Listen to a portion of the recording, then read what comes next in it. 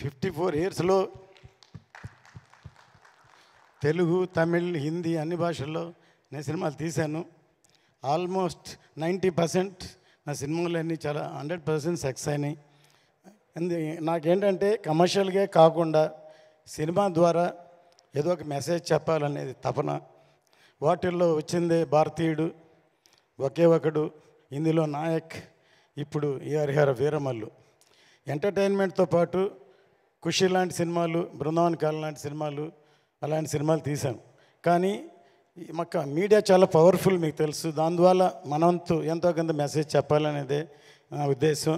అందుకనే అందులోంచే భారతీయుడు పుట్టింది, ఇవాళ హరిహర వీరమల్లు పుట్టింది. ముందుగా ఈ సినిమా తయారవడానికి ముఖ్య కారణం పవర్ స్టార్ పవన్ కళ్యాణ్ గారు. ఆయన ఈ సినిమా మొదలవటానికి ముఖ్య కారణం సత్యాగ్రహి. నేను ఆయనతో ఇదో 3వ సినిమా చేస్తున్నాను. ఖుషి తర్వాత బంగారం తర్వాత ఆయన డైరెక్షన్లో సత్యాగ్రహి అనే సినిమా అనౌన్స్ చేసాము, పూజ కూడా చేసాము. సత్యాగ్రహి అంటే అందరికీ, నాకు కూడా తెలిసింది ఒట్టి సత్యాగ్రహం, గాంధీ గారి సత్యాగ్రహం. ఆయన చెప్పిన తర్వాత నాకు అర్థమైంది సత్య ఆగ్రహి, even I'm ready to die for the justice అని. ఇంత పవర్ఫుల్ ఉందని మేము ఓపెనింగ్ చేసాం. కానీ ఆయన డైరెక్ట్ చేయాలి కాబట్టి ఆయన డైరెక్షన్ చేయలేదు. అందుకని దాని వరకే రత్న గారికి సినిమా చేయాలని ముందు వేదాళం అనే సినిమా నేను తమిళ్లో సూపర్ హిట్ అయింది, దాన్ని రీమేక్ చేద్దాం అనుకున్నాం. కానీ అది ఎలక్షన్ వచ్చి చేయలేదు. తర్వాత క్రిష్ గారు ఒకసారి నాకు ఫోన్ చేసి ఒక లైన్ ఉందని ఈ లైన్ చెప్పారు, నాకు నచ్చింది.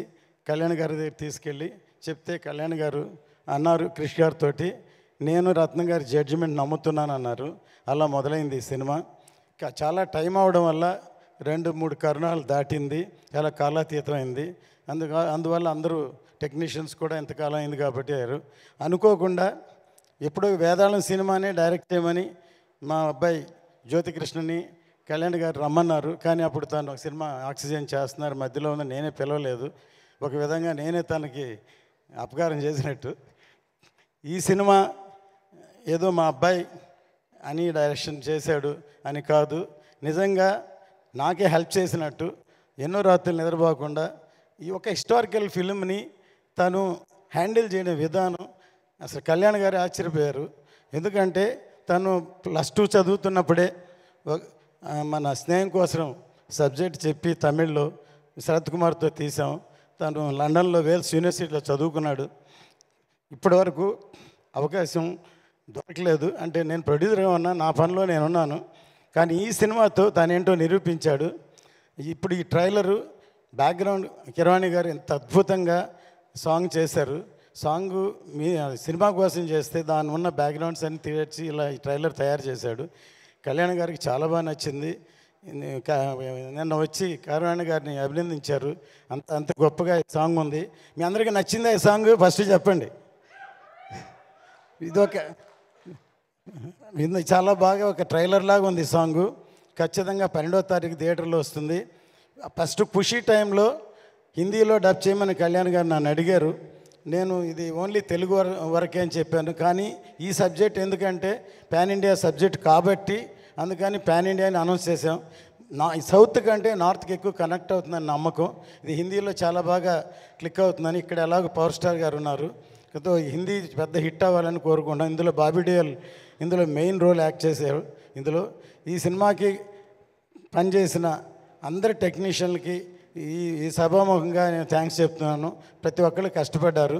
హాలీవుడ్ ఫిలింకి 2 డైరెక్టర్లు 3 డైరెక్టర్లు ఉన్నట్టు ఈ సినిమాకి కూడా 2 డైరెక్టర్లు డైరెక్ట్ చేశారు. ఈ సినిమాకి మేజర్ పార్ట్ ఇప్పుడు జ్యోతికృష్ణ చేశాడు. ఇప్పుడు మీరు ట్రైలర్ చూశారు. ఇంకా వచ్చే నెక్స్ట్ సాంగ్ ఈవెంట్స్ చూస్తే ఈ సినిమా ఎంత గొప్పగా ఉంటుందో. నా సినిమాని ప్రతి వాళ్ళ సినిమా సక్సెస్ అవ్వాలనే చేస్తారు. కానీ ఈ సినిమా అనుకోకుండా చాలా అద్భుతంగా తయారైంది. చాలా కష్టపడి అందరికీ సభముఖంగా థ్యాంక్ చేస్తున్నాను. 12వ తారీఖు ఎదురు చూద్దాం. జై హింద్. Thank you sir. ரத்னம் గారు. உங்ககிட்ட எங்களுக்கு ரொம்ப பிடிச்சது 2 விஷயம் சார். சார் ரத்னம் சார் சொல்லுங்க. ஒன்று உங்களுடைய நாணயம், ஃபினான்ஸை மட்டும் சொல்லலை சார், உங்கள் நேர்மையை சொன்னேன். 2வது எந்த ஒரு படப்பிடி